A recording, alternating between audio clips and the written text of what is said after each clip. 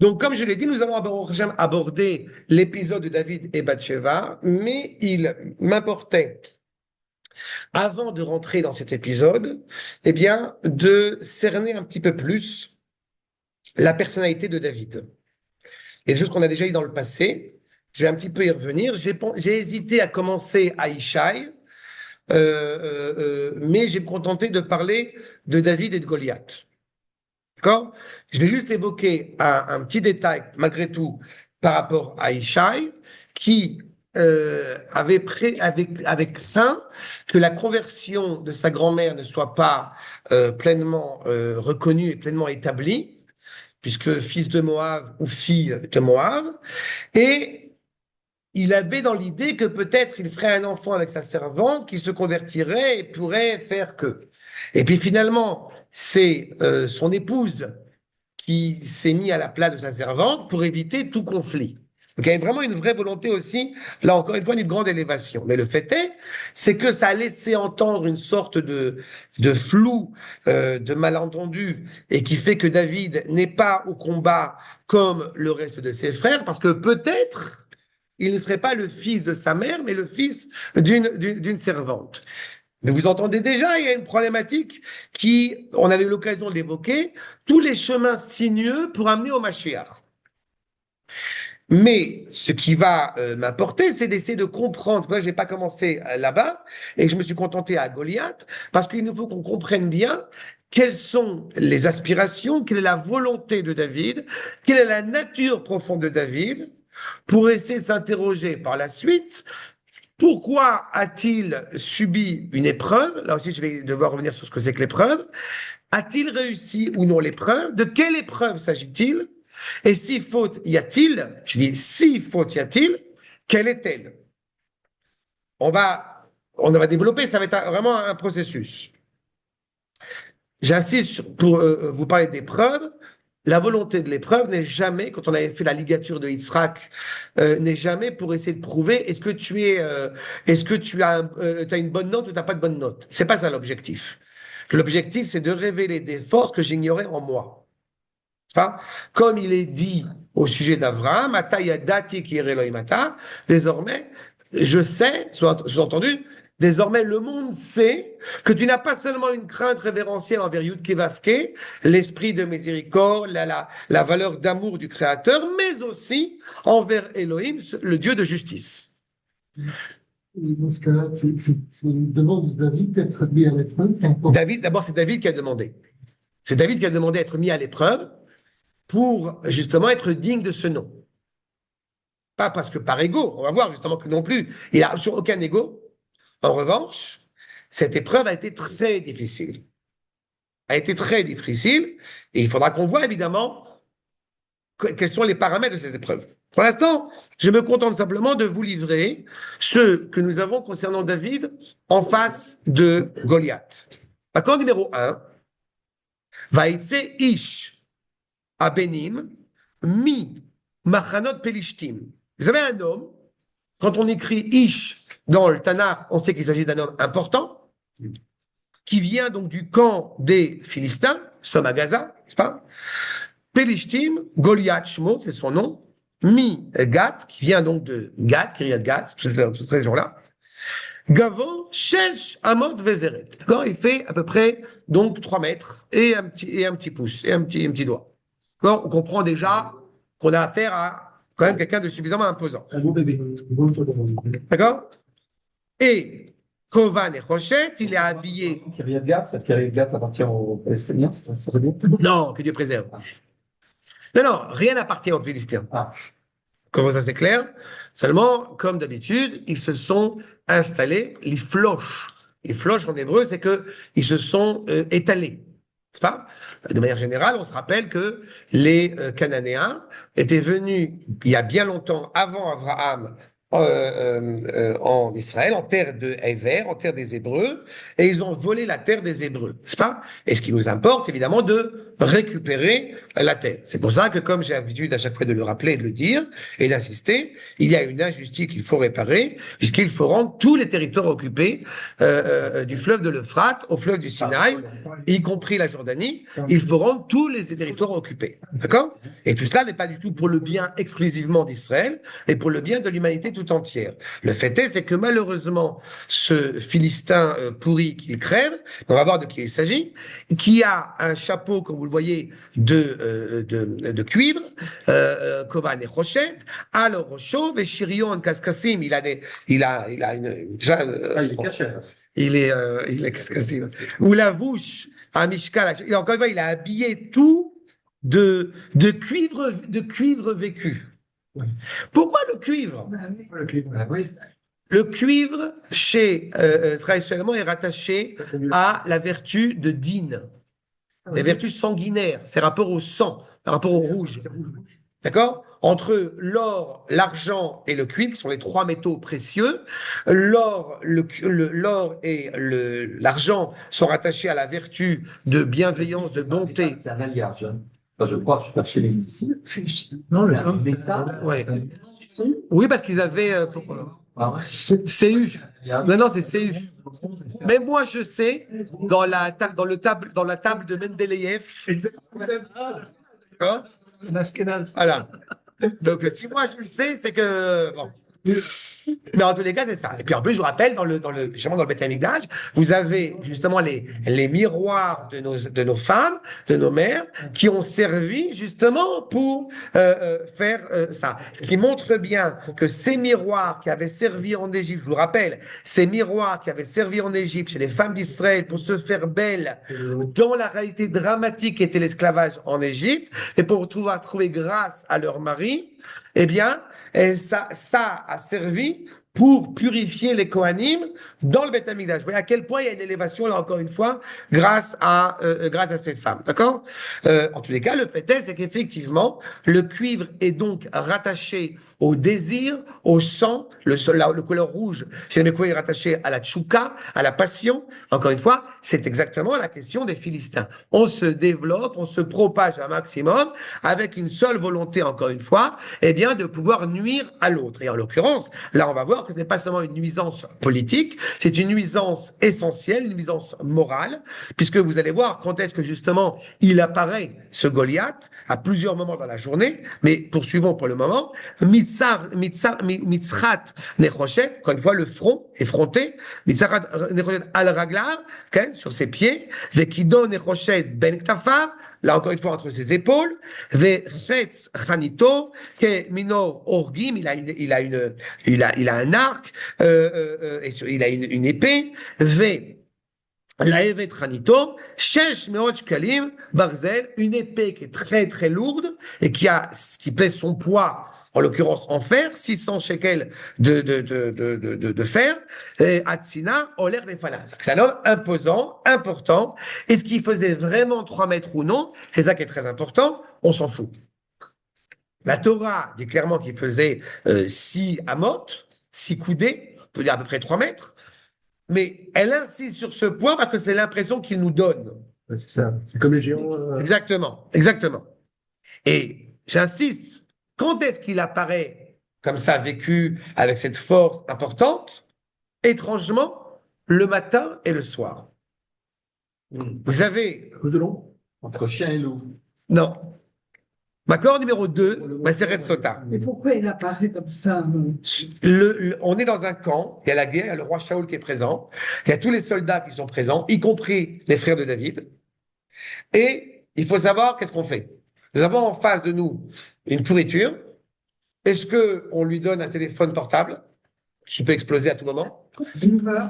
Ou alors, eh bien, on se tient là et on attend et on ne sait pas comment agir. Ils ont attendu longtemps. Et malheureusement, ils ont attendu longtemps parce qu'ils ont peur. Parce qu'ils ne savent pas comment agir face à cette puissance impressionnante, ce qui montre que moralement, on a un problème. C'est pas? On peut avoir une armée, je dois vous le rappeler, on peut avoir une armée extraordinaire, et pourtant, nous ne sommes pas capables d'appuyer sur le bouton. D'accord? J'avais coutume d'expliquer avec tendresse et humour, mais un peu de vérité quand même, que quand mes élèves allaient à Gaza et à l'armée, je leur disais à chaque fois, surtout, tu n'oublies pas de dire les Shem Yehoud avant de tirer une balle dans la tête de Mahmoud. C'est pas? Oui, Chériano, non, Chériano après. Mais évidemment. Et quelqu'un, une fois, il y a un soldat qui m'a demandé s'il a tué un terroriste et qu'il n'a pas dit avant, au nom d'Akash Borou, le Shem Yehoud, est-ce qu'il, malgré tout, il est quitte de la mitzvah ou non? Alors je lui ai dit, non, tu dois tirer une nouvelle fois et après tu dis ça. Tu es à nous. Oui, C'était- mais deux fois. D'accord? Mais en fait, malheureusement, le problème, c'est que ce qui se passe ici, c'est que le peuple, vous voyez, Maseret Sota, Vaïgash Aplishti, Ashkem, Vaerev, quand est-ce qu'il vient? Le matin et le soir. Pourquoi? Parce qu'à ce moment-là, c'est ce que dit Rabbi Yochanan, Kedei Levatel Mekiriyat Shema Shacharit Ve'arvit. Le peuple qui est en train de se battre, eh bien, il est malheureusement, il ne peut pas proclamer l'unité d'Akadosh Baruch Hu. Si Dieu n'est pas avec nous, on est affaibli. Qu'est-ce qu'il faut dire aujourd'hui aux soldats? C'est vrai, Hachem Itrem. C'est la seule chose qu'il faut leur dire. Pas, non, non, t'as le patch Mashiach, tu vas être jugé. Non, non, non, non. Ça, c'est ce qu'il est en train de faire. Mais qui est Goliath? D'où il vient? C'est le fils de. Vas-y, vas-y, je t'en prie. Enfant. Il a fait. C'était qui son père? Non, Son père. Didier? le père, c'est un chien. Non.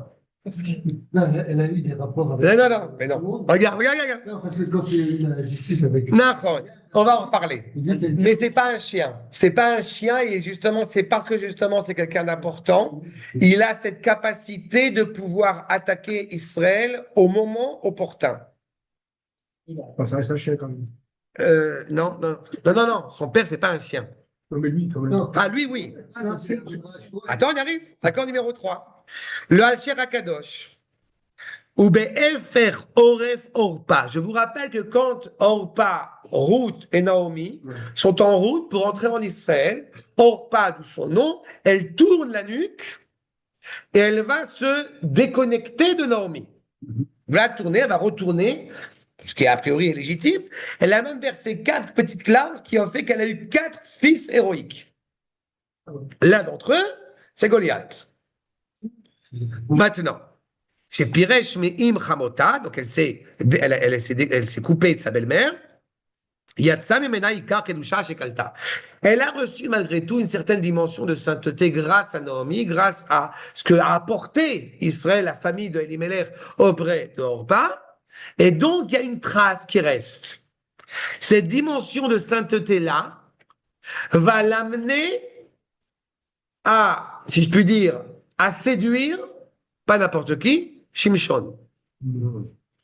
Niv Ella, les Shimshon, Bebeit Asurim, Shimshon, Samson, il a eu 2 femmes palestiniennes. La première pour des raisons d'espionnage, pour des raisons techniques, puisque on lui a dit donne-nous Shimshon, et ils ont dit mais l'âme Israël aurait pu dire on ne sait pas où il est. Non, non, il est là, vas-y, prends-le. Donc il s'est enfui avec une femme palestinienne, pas, en l'occurrence, ça. Et la deuxième, c'est Lila, où il va faire, évidemment, ce qui est absolument exceptionnel, c'est qu'il va totalement détruire tout ce qu'il peut détruire, plus que ce qu'il aurait pu faire avant.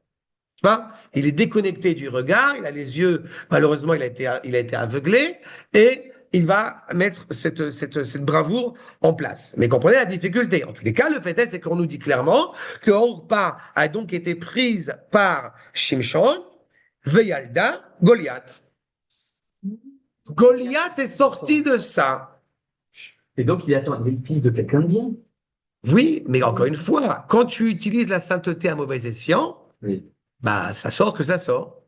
Donc, Goliath n'était pas le fils d'un chien du tout, c'était le fils C'est ce que j'ai dit. Non, non, je sais. C'est le fils d'un juge. Ve mi Goliath, smichat malchut be David. De Goliath va germer la royauté de David. על ידי בעילת שמשון et Orpa, שהיה בה קצת מותרת קדושה. Il y avait un peu de sainteté chez Orpa, du fait qu'elle était influencée par Naomi. Et t'imagines, les deux, ils viennent du même, Oui. pas du même cru, mais Sauf que tu as vu, tous ils sont contraires. Antithèse. Exactement. Ve'ainu, leishuatra ki b'ti Hashem. Tout ça n'a qu'un seul objectif, c'est d'amener le projet divin, la grandeur, encore une fois, du projet divin. Que va germer, que va grandir Malchut Bet David, après qu'il y ait eu justement, eh bien, cet épisode, et ce qui fait que Israël, enfin David, va amener la délivrance d'Israël de ces Philistins, encore une fois, d'où il va sortir.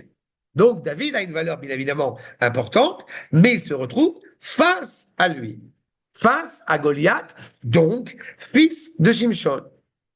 Mais pourquoi est-ce que ça lui donne encore plus d'envergure? Il faut se rappeler qui est Shimshon.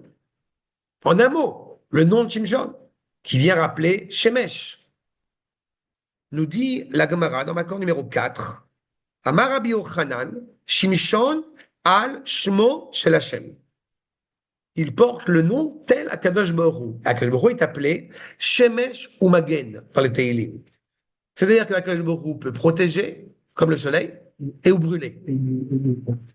Eh bien, de la même manière que Akadosh Baruch Hu va protéger Israël et détruire le monde qui voudrait porter préjudice à Israël, c'est ce que va faire Shimshon. אלא מעתה לא ימחה, אלא מעין שמו של השם, מה הקדוש ברוך הוא מגן על כל העולם כולו, אף שמשון מגן בדורו על ישראל. Comme הקדוש ברוך הוא a protégé le monde, plutôt que le détruire, Shimshon va protéger Israël plutôt que le détruire. Mais Goliath va se servir de cette vertu exceptionnelle pour faire évidemment, tenter en tout cas, d'intimider et d'influer sur Israël. Et je vous rappelle la fin de Shimshon qui est très impressionnante. On connaît ça parce que c'est devenu une chanson même. Vaikra Shimshon el Hashem. Donc Shimshon se tourne vers Akadosh Baruch Hu. Vayomar Adonai Hashem Zochenina.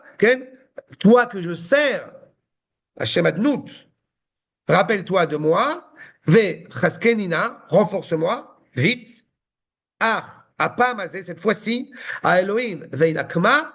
Je vais venger ton nom, Nakam Achat Mishte Enai, mi Palestine, mi Palestine. C'est ça? C'est-à-dire que cette idée de détruire totalement, moi qui n'ai plus le regard, mais je me tourne vers toi, Akadosh Baruch Hu, pour m'aider à détruire tous les Gazaouis.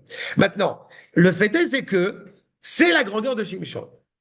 Et Goliath, je répète, va se servir de cette force pour essayer de porter préjudice à Israël.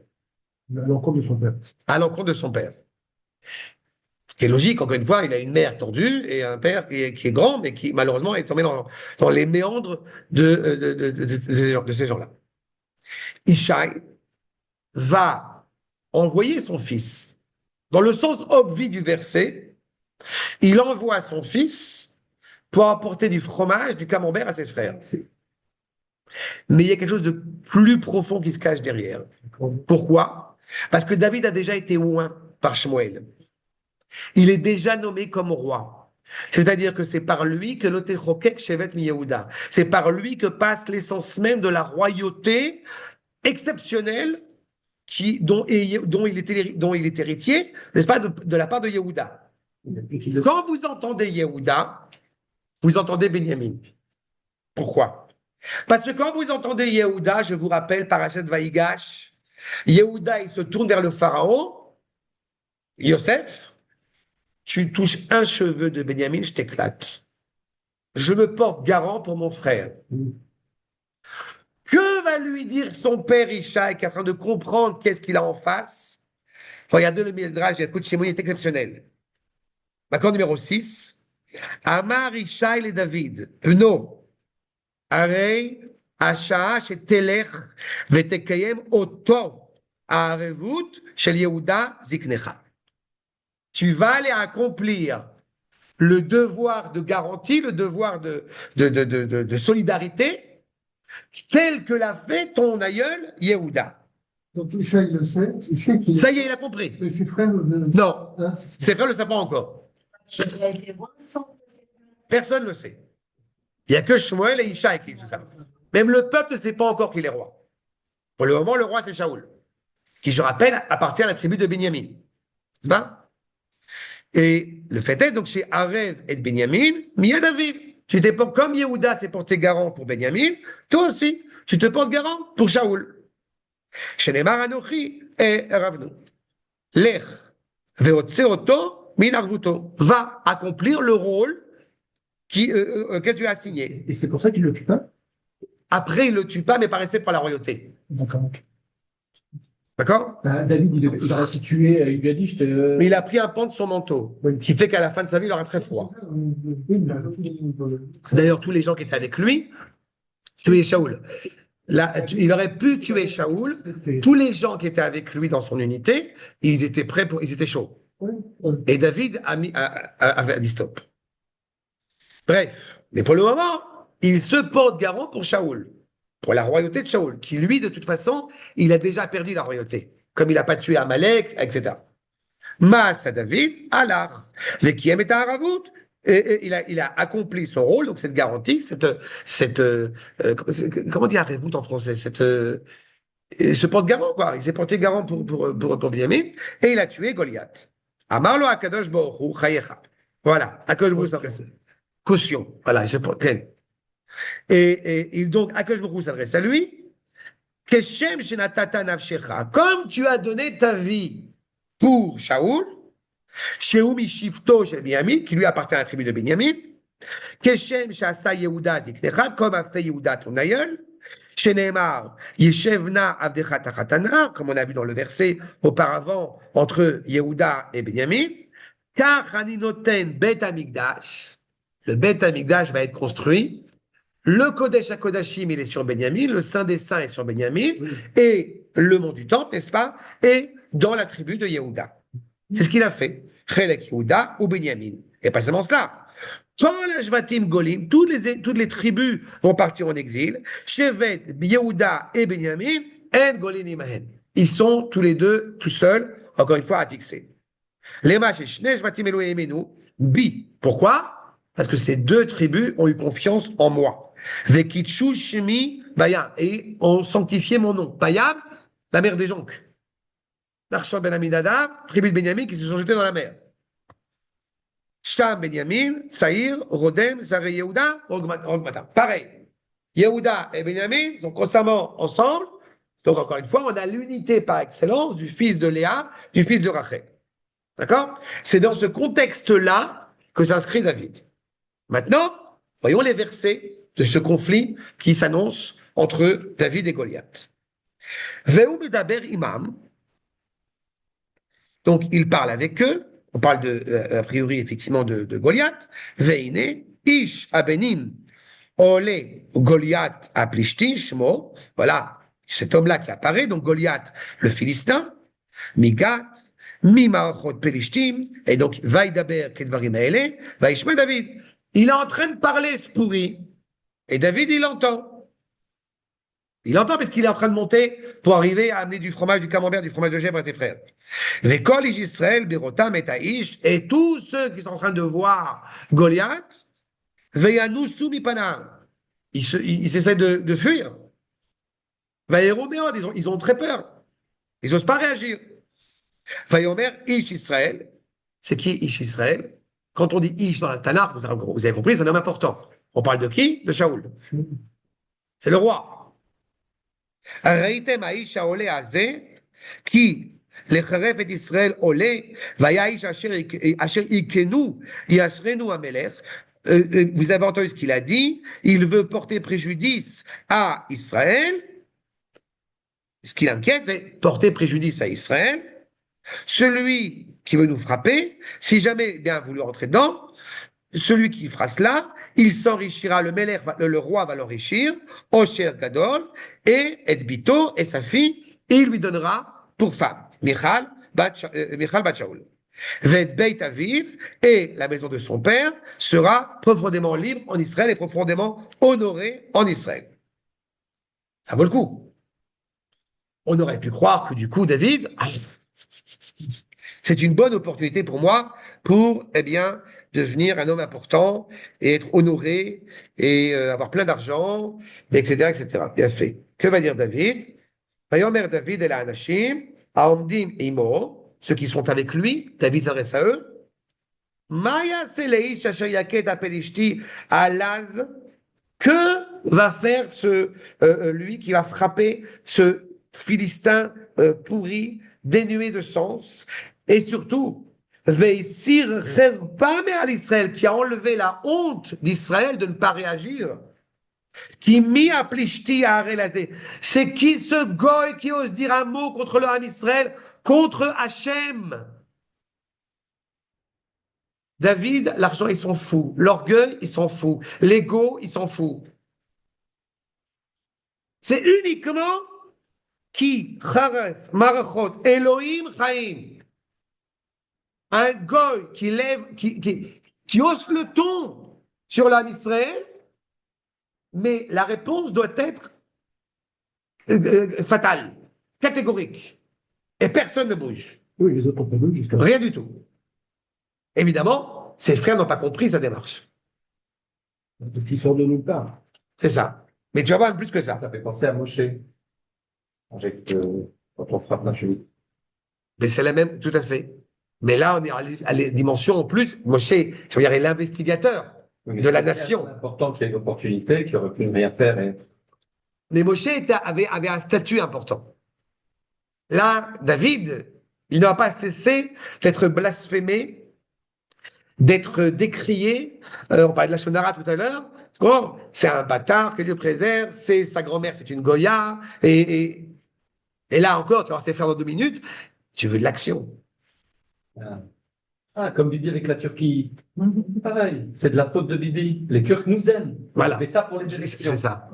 Voilà. Vayomer lo ha'am, kadavar hazeh lemo, ko ya'aseh leif asher yekenu. Il dit voilà ce qu'a dit le roi Shaoul, celui qui va le frapper, voilà ce qu'il va recevoir. Vaishma. Mais encore une fois, on aurait pu croire, lisant les versets comme ils sont, si on n'est pas suffisamment sensible à entendre que c'est pas seulement remettre l'orgueil national à sa place, c'est l'orgueil national au nom d'Akadosh Baruch Hu. Hein? Je me permets une toute petite parenthèse parce que j'ai vu ça il n'y a pas longtemps. Il y a une inquiétude en ce moment, c'est qu'apparemment de plus en plus le monde religieux sioniste, eh bien, est surreprésenté dans l'armée. C'est très inquiétant. Veishma Eliav, Achiv Agadol, il est son grand frère. Bedibero el Anashim, il parle pareil avec les autres et il se met en colère. Vaïchar, Af Eliav et David. Vayomer,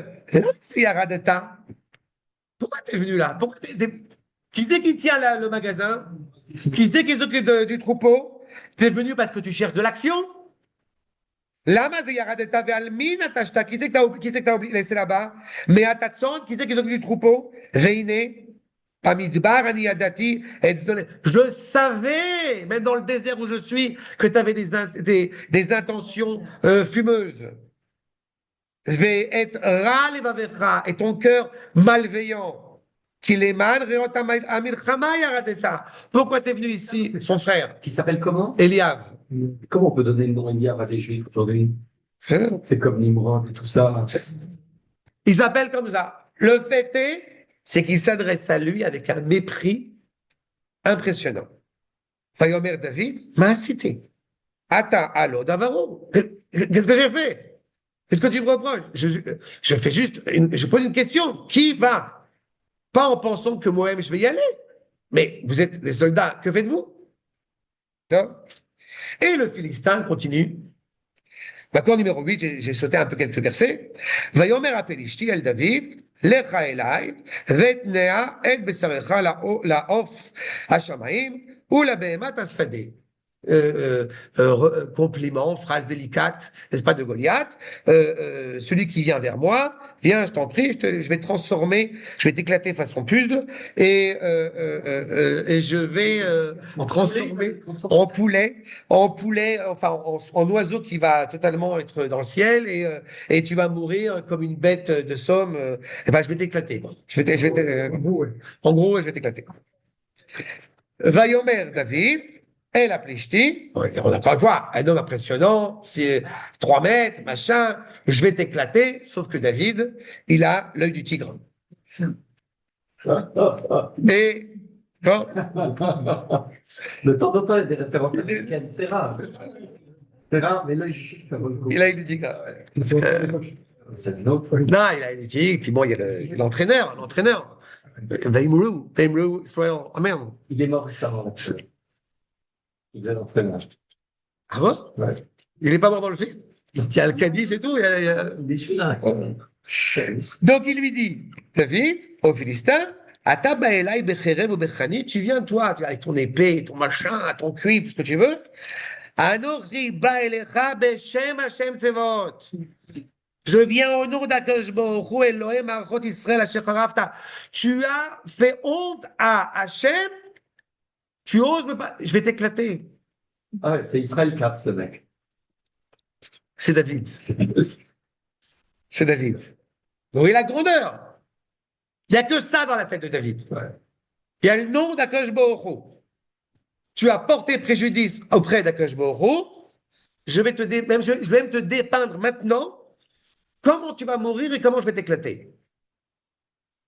Ayom Azé, aujourd'hui, là, Mamash aujourd'hui, Isagrecha Hashem Beyadi, Hashem va te donner dans mes mains, Veikitecha, je vais te frapper, Vasiroti et Roshecha, je vais te couper la tête, je vais t'enlever la tête, mais Alecha, la tête qui pour l'instant est au-dessus de toi, sur tes épaules, a priori, Venatati, Peger, Machane, Pelishti, mais je vais donner le cadavre, la dépouille, je vais les donner au camp des Philistins. Aujourd'hui, et effectivement, tu vas crever comme un oiseau pourri dans le ciel, et tu vas être éparpillé. Ce qu'il lui a dit. Oui, il lui redit, pareil, Ofashamaim, ou les Chayatos Sadeh, même plus, c'est même plus une BMA, parce que BMA, il y aurait encore un sens, c'est une bête de somme. Non, t'es une bête, t'es un rien sur terre. Vaïdou, et toute la terre va savoir qui yesh Elohim l'Israël. Tout le monde va savoir qu'il y a Dieu en Israël. Et il a eu peur, Goliath. Attends, pour l'instant, il a dit, je vais y aller. Vaïdou kolakal azé, et il savait, tout le peuple, tout le Tzibour, les gens qui étaient là, Kilo becherev ou bechanit yoshia Hashem, et en plus ça, tout le monde saura bien que ce n'est pas par le biais de l'épée que, en fait, tu as été délivré, mais par la volonté d'Akadosh Baruch Hu, la Shea Milchama venatan etrem beyadenu, et Hashem va vous donner entre nos mains.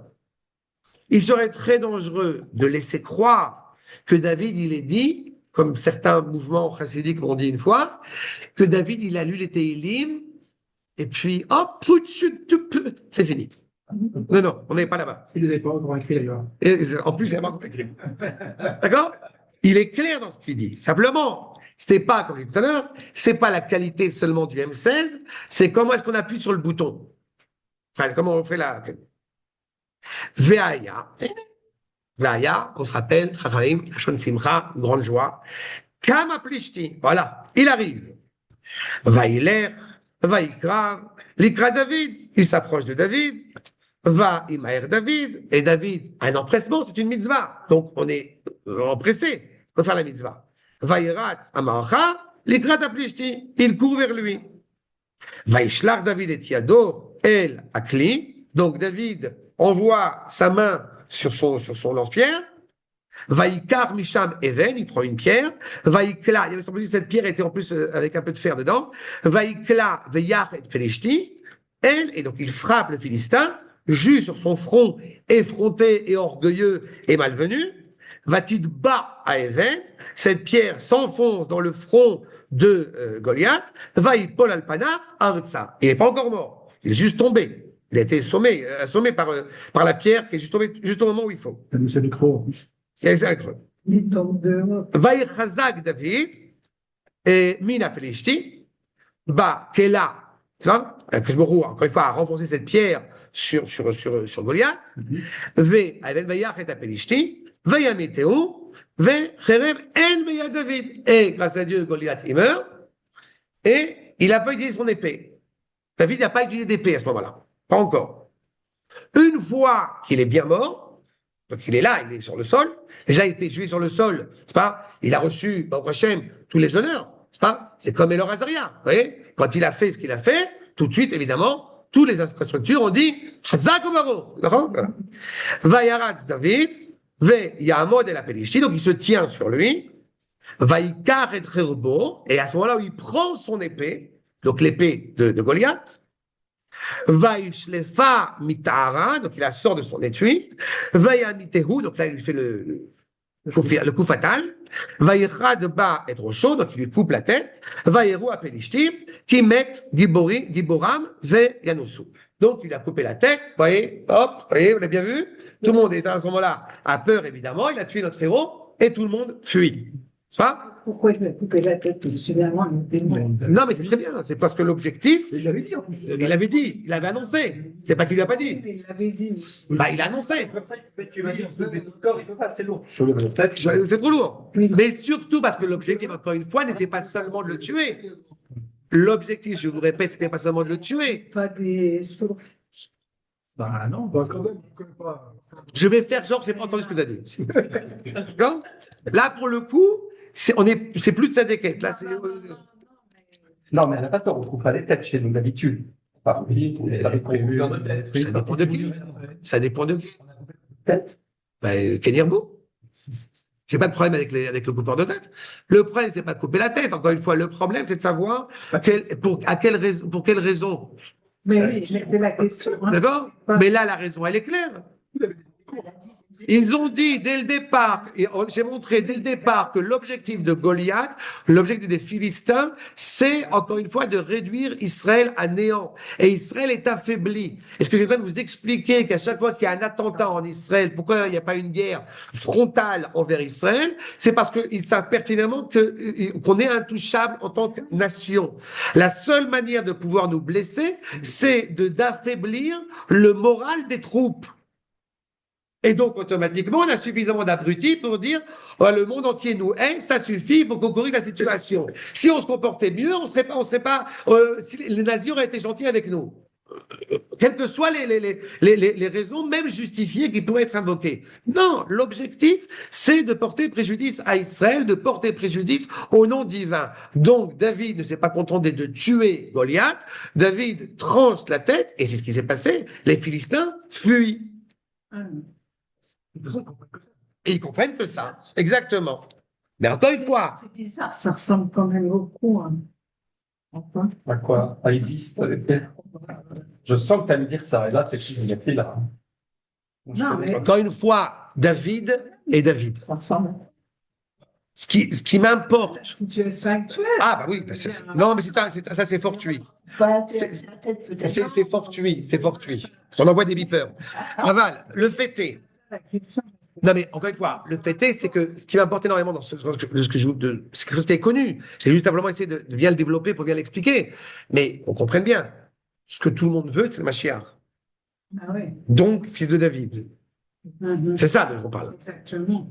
Donc, celui qui veut imaginer un Mashiach pastoral, sympathique, d'accord? On peut être très sympathique avec d'autres gens, mais avec ceux qui veulent porter préjudice au nom d'Akadosh Baruch Hu, donc à Israël, donc au nom d'Akadosh Baruch Hu, aucune miséricorde n'est envisageable. Et je vous rappelle aussi, entre parenthèses, un enseignement du Midrash. Pourquoi? Je suis très content que tu aies fait cette remarque d'une certaine manière. Le Midrash rappelle qu'il fallait qu'il y ait un peu de sang goy chez David pour qu'il puisse être cruel. D'accord? Rappelez, par rapport à Megillat Ruth, on l'avait évoqué, cette notion-là. Mais le fait est, c'est que ne te demande même pas comment ça s'est produit. Pourquoi est-ce que David était aussi convaincu qu'il allait de toute façon vaincre? Parce qu'il vient au nom d'Akadosh Baruch Hu. On te dit, ne fais pas confiance au miracle, soit, mais fais confiance à Akadosh Baruch Hu. Tu peux aller avec tous les uniformes militaires que tu veux, avec toutes les armes que tu veux, tu as confiance pleinement envers Akadosh Baruch Hu, avec ce bras qui agit. C'est exactement, regardez ce que je vous ai noté en gras, simplement, Siba Me'et Hashem. Macor numéro 9, le Rav David Kimchi. C'est pas? Je vous passe directement, encore une fois, ce qui est en gras. Veze echad min advarim sheishlit Akadosh Baruch Hu. Et arach bakasha o אפשר שהיה מקום מועט מגולה, במקומו ובאותו המקום האבן נזדמנה ברצון האל. Quelles que soient les fluctuations, est-ce que Goliath était bien placé, est-ce que soudain il n'avait pas pris son café du matin, quelles que soient les réalités, la pierre elle est tombée au bon endroit où il fallait, comme il fallait, le bon momentum. Pourquoi? Parce que ainsi est la volonté d'Akadosh Baruch Hu. Maintenant, David est fort. David est, encore une fois, peut être ici. Il a tous les pouvoirs. Tous les pouvoirs possibles sont offerts. Plus que ça. Toutes les femmes sont aux pieds de David. Est-ce qu'il a besoin d'aller chercher Bathsheba? Alors que le verset vous dit lui-même, Macor numéro 10. Il a fait sauter du cocal. Justement, c'est là où on va arriver à ça. C'est pour comprendre justement comment est-ce qu'on arrive à ça.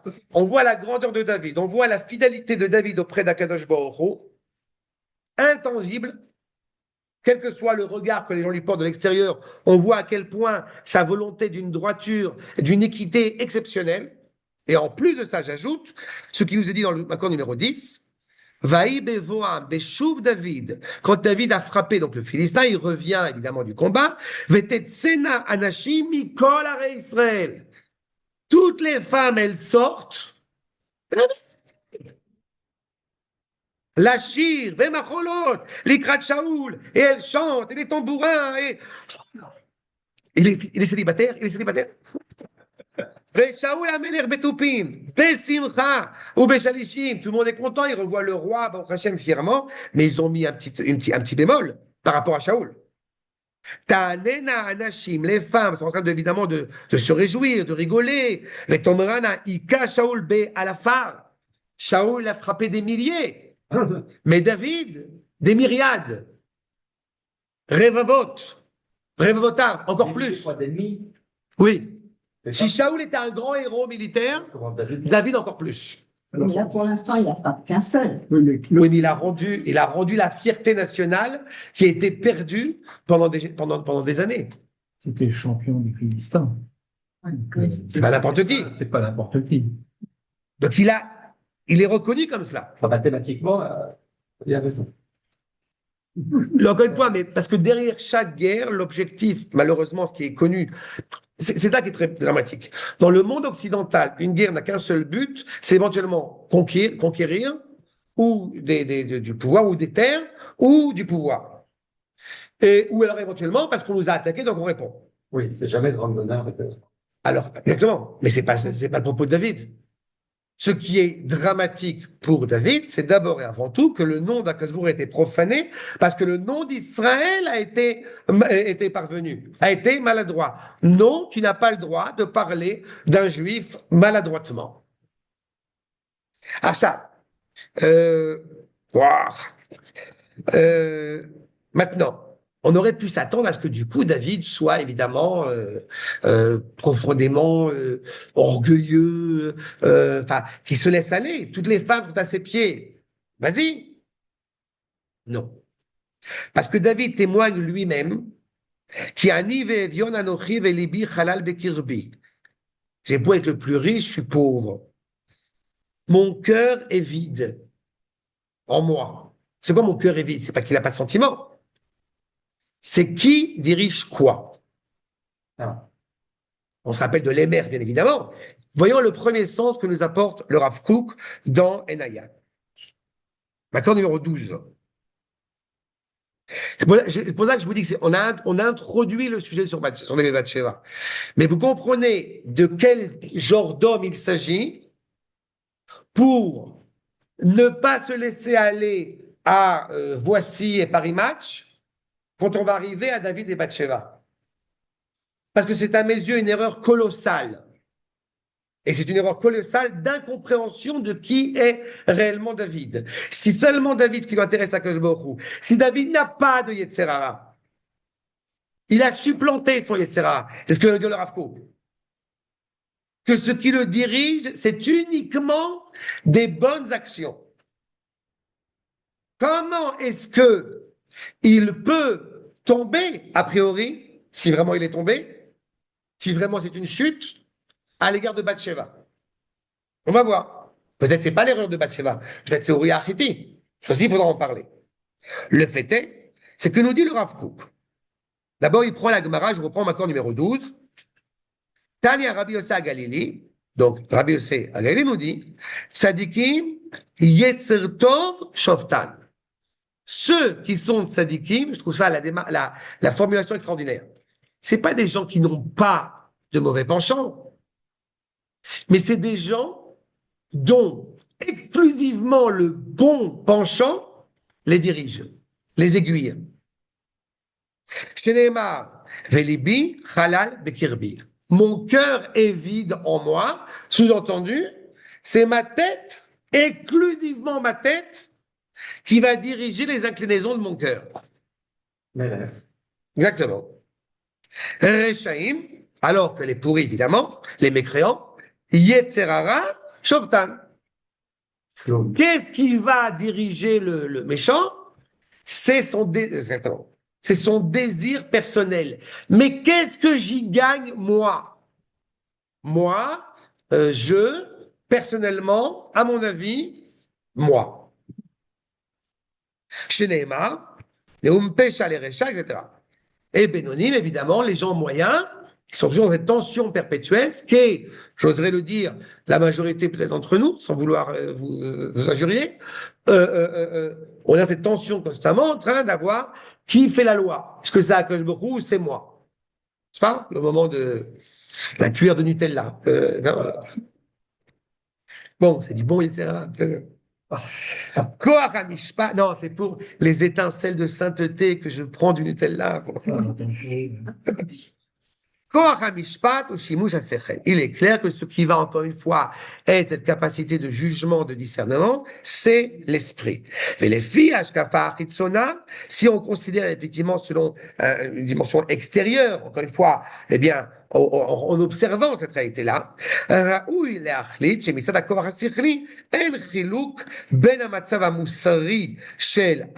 du point de vue intellectuel, on pourrait accepter l'idée qu'il n'y ait pas, grâce à cette force intellectuelle, de distinction entre la dimension morale de l'homme, mais tout dépend de sa qualité intellectuelle.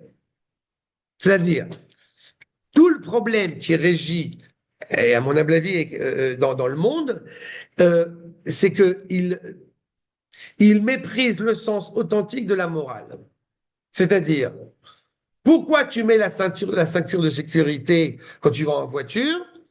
Sur cette route-là, il n'y a pas de police, il n'y a pas de risque. Pourquoi tu dis bonjour alors que ici on ne dit pas bonjour? Mais je m'en fous. Pourquoi est-ce que tu vas te porter indulgent, bienveillant, avec affection à l'égard d'un juif, alors que lui il te dit tu n'es pas mon frère? Mais je m'en fous. Puisque ce n'est pas une dimension sociale. C'est une dimension morale. Ce qui m'importe, c'est d'être cohérent vis-à-vis d'Akadosh Baruch Hu. Mais même là, Akadosh Baruch Hu ne doit pas être présenté comme une police suprême. Non. Il ne faut pas que ça soit la hiérarchie. Mais c'est là où ça va. C'est là où ça va encore plus loin. C'est que c'est pas seulement je le fais parce que justement je serai un bigot.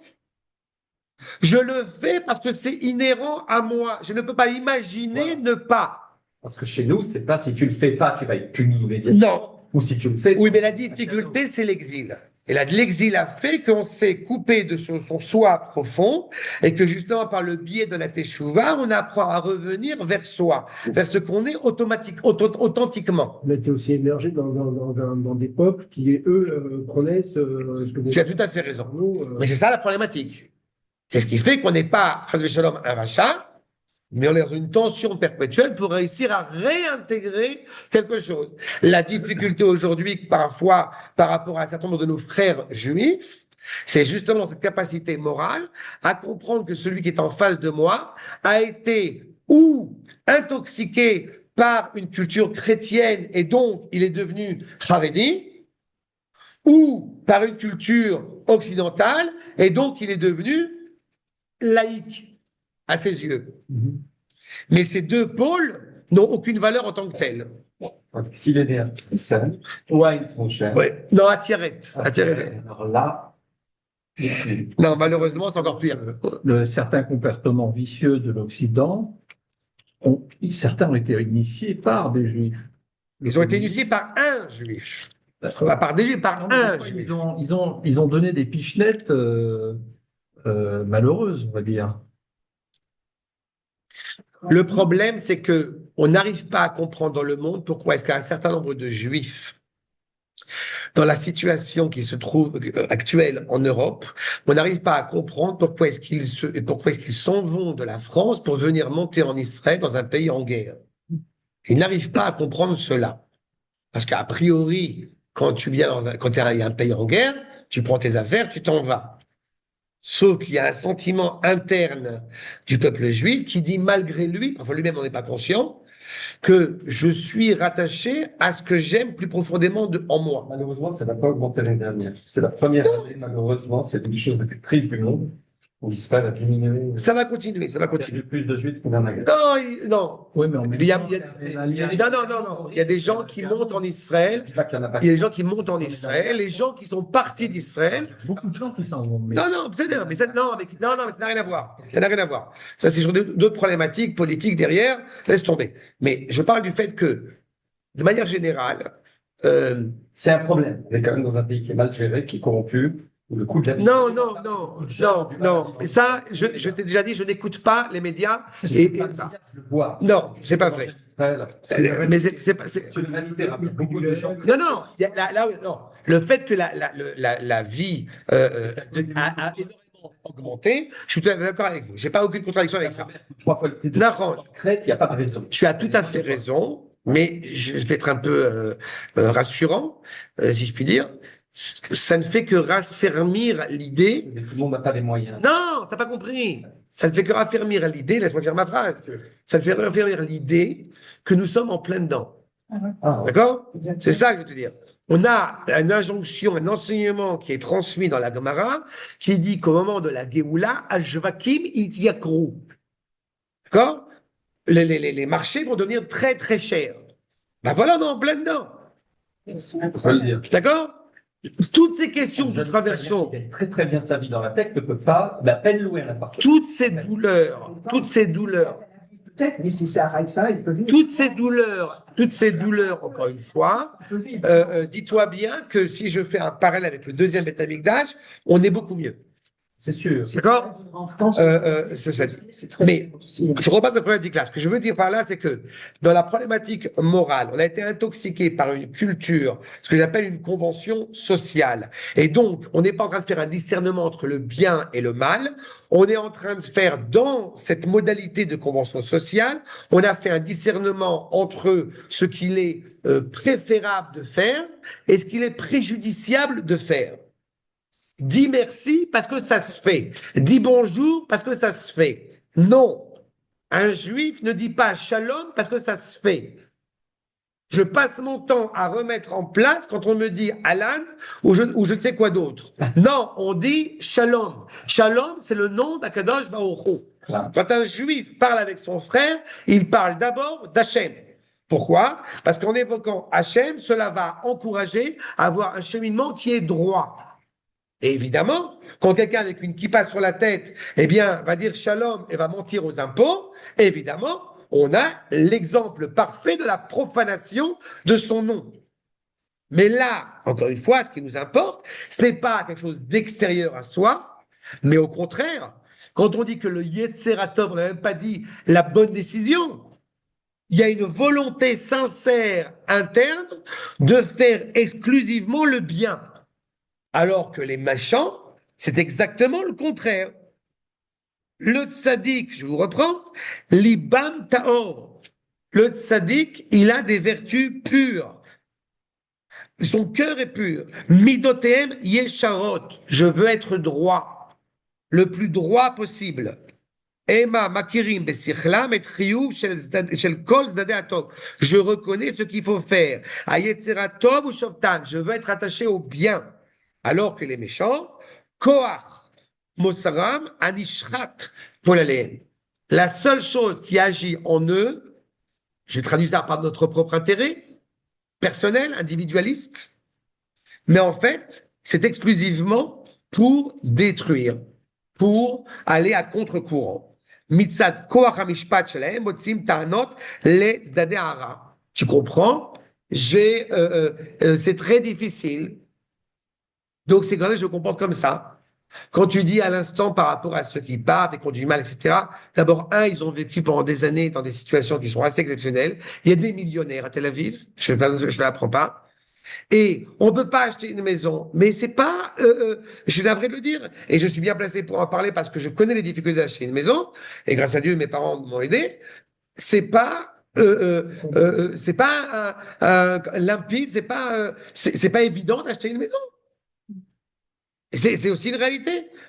Et quand, encore une fois, je comprends la difficulté quand on est dans des situations difficiles. Mal exprimé, ce serait trop long. Il y a des Juifs en Israël qui abusent de leur pouvoir et qui savent que des gens vont venir parce qu'ils n'ont pas le choix, etc.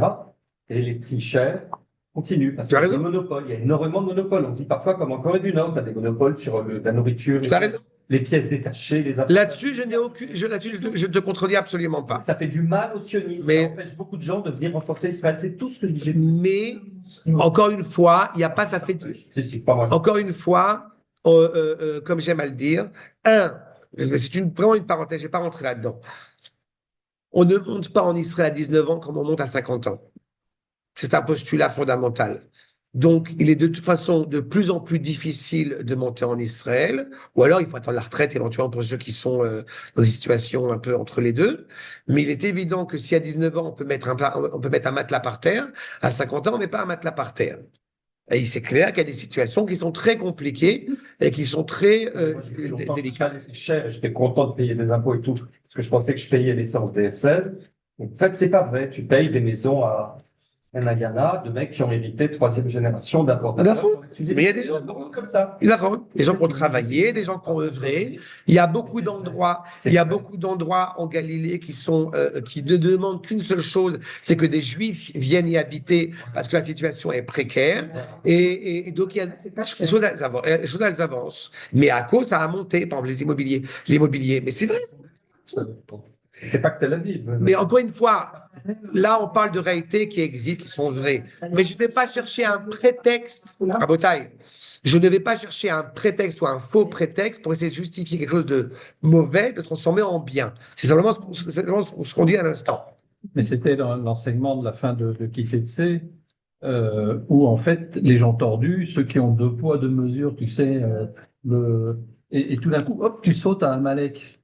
On va voir mon cours que j'ai fait sur l'éradication d'Amalek, j'évoque ça. Quand il y a une injustice sociale, automatiquement, cela renforce la présence d'Amalek. Regarde l'aéroport Ben Gurion, le scandale qu'il y a eu, on découvre maintenant qu'il y a plein de mecs du Likoud qui bossent là-bas, qui n'ont jamais mis les pieds, et qui sont payés des salaires hyper élevés pour bosser à l'aéroport Ben Gurion. Parce que nous ne sommes pas encore arrivés à la délivrance finale. On est en processus. Un processus fait qu'il y a des gens sympathiques et des gens moins sympathiques. Si Israël est trop corrompu, ça va plus. S'il y a trop de corruption, alors très bien. Notre beau projet. Donc très bien. Donc ce qu'on fait, c'est qu'on retrousse nos manches et on fait ce qu'on peut, chacun à notre niveau, à notre statut. Et c'est ce qu'on fait. Maintenant. Mais non, parce que justement, la délivrance n'est pas encore. Jamais je ne dis pas ça. J'ai toujours dit, et je répète encore une fois, que quand on veut râler, je ne te dis pas ça à toi personnellement, mais pas que toi. On retrousse ses manches et on y va. On n'est pas venu en Israël pour se reposer, on est venu en Israël pour œuvrer à l'avènement de cette délivrance finale. Il y a d'ennemis à l'extérieur d'Amalek et compagnie pour ne pas se taper. Mais ça fait 3000 ans que c'est comme ça. C'est pas une raison, ça. J'aurais pas supporté cette réponse. Mais c'est une réalité qui fait qu'on n'a pas encore corrigé totalement. Je peux pas qui fait qu'on n'a pas encore corrigé totalement ce qu'il y avait à corriger. Tu parles d'une réalité, quand j'évoque ici à l'instant, tu vois l'armée qui ne bouge pas à l'époque de David. Personne n'a osé lever le petit doigt. D'accord? On a cette réalité-là. La réalité à laquelle nous abordons, si je fais un parallèle, à laquelle était l'armée d'Israël, à laquelle était le peuple d'Israël il y a encore 3 ans, n'est plus la même aujourd'hui. Ça, c'est sûr. Donc il faut voir aussi ce qu'il y a derrière.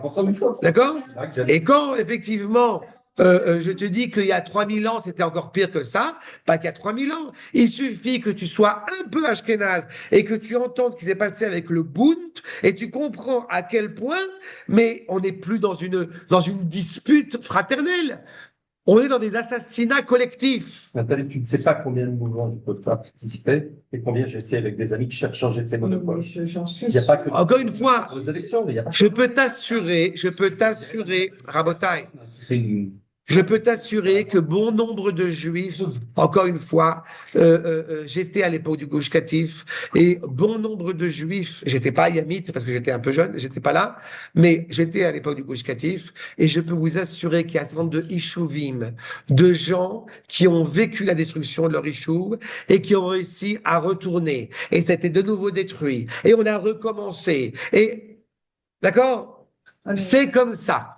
Le processus de la Géoula veut dire que je ne suis pas en train justement de chercher la gloire, je suis en train d'essayer de faire ce qu'il faut faire à mon niveau. Et c'est ce qui fait que je ne peux jamais me désespérer sur ces difficultés dans lesquelles on est. On a le droit de mettre le doigt sur un truc. Mais seulement tu mets le doigt, mais mets la main. Je suis avec toi. Pardon. Il faut être conscient, je me dis, de quoi nous avons compte. On ne va pas chercher un faux prétexte, c'est une réalité. Et Baruch Hashem, la majorité des Israéliens, justement, quand il y a une situation de guerre, eh bien, ils vont revenir en Israël parce qu'il leur apparaît impensable de ne pas participer activement à, encore une fois, l'effort de guerre. C'est pas le problème. Mais je ne veux pas m'écarter du sujet parce qu'on s'est écarté du sujet, c'est dommage.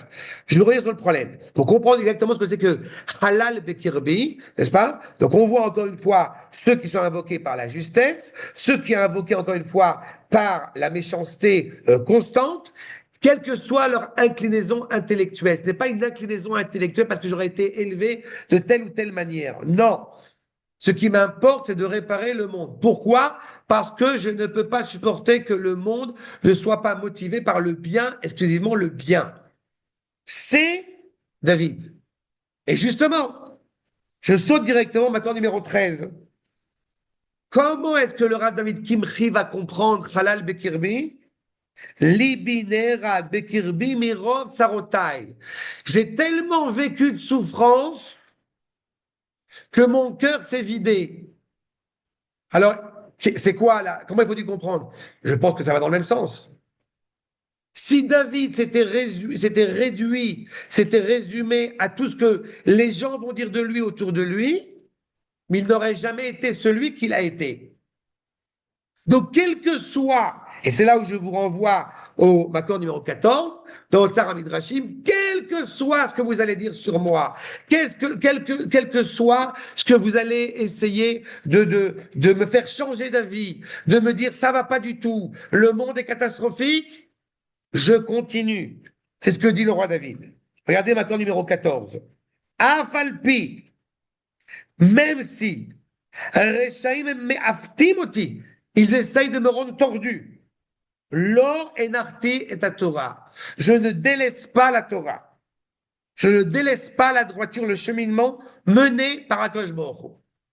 Lechach ne'emar velibi halal bekirbi.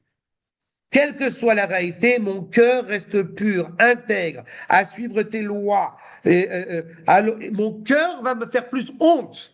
C'est l'endroit de la honte. J'aurais tellement honte de ne pas être en accord exact avec Akadosh Baruch Hu. On peut mentir au monde entier. Tu ne peux pas mentir à ton propre cœur.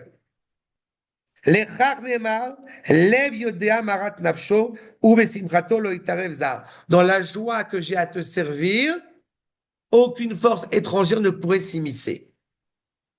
On est tous d'accord. Il y a des gens pas sympathiques. Il y a des voleurs, il y a des violeurs, il y a des gens maladroits. On le sait. Je regarde pas. C'est ce que fait David. La capacité de David à ne regarder qu'une seule chose. Est-ce que le nom d'Akadosh Baruch Hu est sanctifié ou est profané? Comment je m'y attelle? Il a affronté, je vous rappelle, des lions, des ours. Il peut affronter le monde entier. De l'intérieur et de l'extérieur. Mais il ne fait pas avec le cœur, il le fait avec la tête.